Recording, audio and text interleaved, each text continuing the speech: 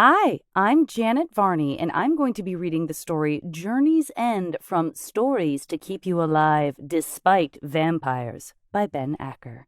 Everyone loved Grandma Joyce, and Grandma Joyce loved everyone, which is why what happened to her was too bad. Not that there was anyone good for this to have happened to. I'm not saying that. I'm just saying that she will be missed. Grandma Joyce loved visiting her grandkids. When she wasn't visiting them, she was visiting other people's grandkids, or kids, or grandparents. Grandma Joyce traveled. She went everywhere, and everywhere she went, she'd get postcards of fountains, statues, churches, sunsets, of hats and llamas and beaches and monkeys and trees. You name a postcard, she'd send it to her grandkids with the story of someone she'd met in the local area. She was outgoing when she was going out to all the places she could see, meeting everyone she could. For postcards, was her excuse, but everyone knew it wasn't about the postcards. "Grandma Joyce!" they'd exclaim in Dutch or Spanish or Cantonese when she'd returned somewhere she'd already been. When she wasn't meeting new people, she was visiting the ones she'd met along the way. She'd have parties the size of towns. The people she introduced would leave those parties with spouses, best friends, lab partners, circus troops. There was a rumor that started in Cairo and went as far as Giza, which was next door, but the rumor stretched the other way round, the long way, that Grandma Joyce was the glue that held the world together. It wasn't true, but it felt true. Whether you taught her fencing in Belgium or snorkeling off the coast of Mozambique, you knew you had a lifelong friend in Grandma Joyce.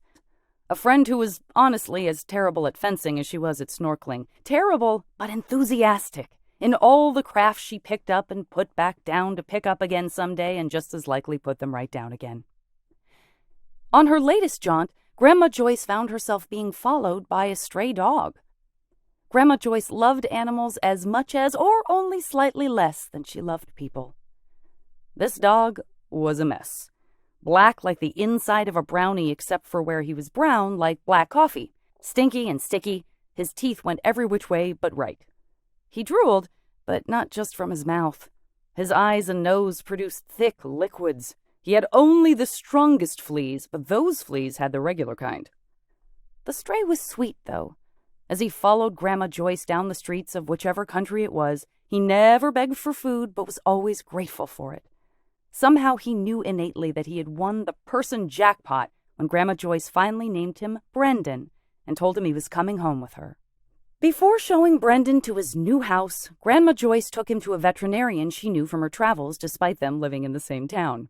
The vet, Dr. Kasich, examined Brendan and concluded that the animal was healthier than it looked, as it was alive. He also concluded Brendan was not, in fact, a dog and was, in fact, a 45-pound wild rat.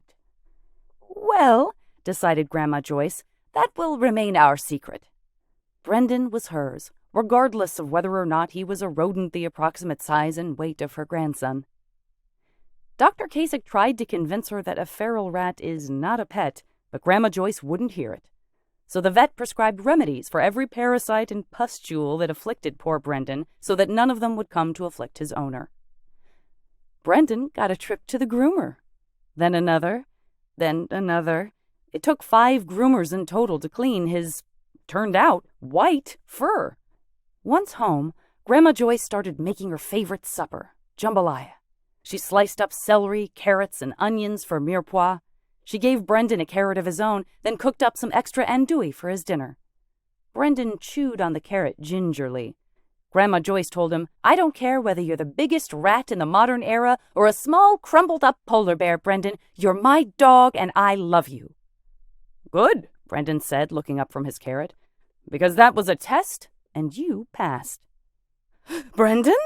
Grandma Joyce gasped. "How am I talking?" He anticipated her question. "Well, for one, I'm not a dog, and for another, I'm not a rat." "What are you?" Grandma Joyce asked. "You're the kindest person I've ever met," Brendan said. "If anyone deserves to know the truth, it's you. I'm a unicorn from a magic city. No, really, I got cursed to look like this." "Like by a witch?" "Sure," he said, as if it were too much to explain. "Not by a witch?" Grandma Joyce asked. "Not exactly. More like by a witch's friend. It's a lot, and if you're not from a magic city, it can get overcomplicated quickly. Maybe try to explain? Grandma Joyce urged him. Maybe take my word for it. I am a unicorn. I'll take your word for it because I trust you, she winked. Your trust, Brendan said, your love will break my curse and we'll show that lousy prince. Prince? Asked Grandma Joyce, who could feel the story getting complicated already. The prince hates me, Brendan said. He hired a witch to put a curse on me, only she's lazy, so she called her friend, whose deal I do not know. He put the curse on me, I think, for free. I think out of friendship. The witch got paid for it, I know that much. A frog told me, and that frog is a liar, but he always tells me the truth because once I gave him 3 buttons, which to an ordinary frog is nothing, but to a magical frog and a magical city. You know what? I can see I'm losing you. No, Grandma Joyce insisted, but Brendan wasn't wrong. I told you it was hard to follow.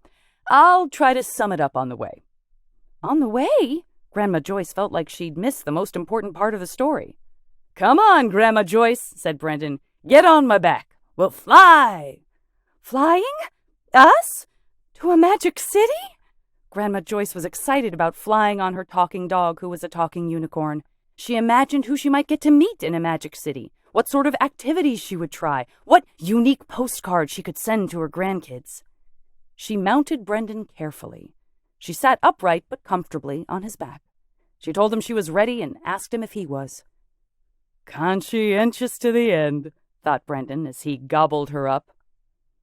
His true mouth, the one he used for eating, was on his back.